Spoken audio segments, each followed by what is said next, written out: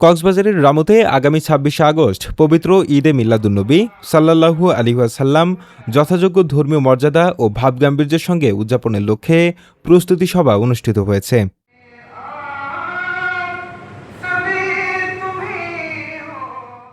শুক্রবার জুমা নামাজের পর হাসপাতাল গেইটস্থ মাসুমিয়া ইসলামিয়া সুন্নিয়া দাখিল মাদ্রাসা সংলগ্ন জামে মসজিদে এ সভা অনুষ্ঠিত হয়। সভায় সভাপতিত্ব করেন মাসুমিয়া ইসলামিয়া সুন্নিয়া আলী মাদ্রাসার সাবেক অধ্যক্ষ মুফতি সৈয়দ মোহাম্মদুল্লাহ নকশবন্দি। সভায় ঈদে মিলাদুন্নবী সাল্লাল্লাহু আলাইহি ওয়াসাল্লাম উপলক্ষে শোভাযাত্রা, মিলাদ ও দোয়া মাহফিল, ইসলামী আলোচনা ও কোরআন তিলাওয়াত সহ বিভিন্ন কর্মসূচি বাস্তবায়নের বিষয়ে আলোচনা ও সিদ্ধান্ত নেওয়া হয়।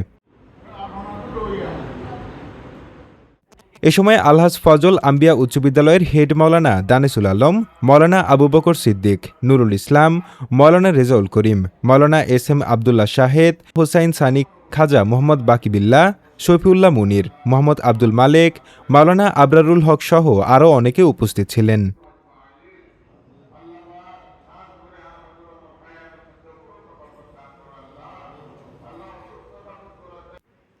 নিউজ ডেস্ক, রামু বার্তা।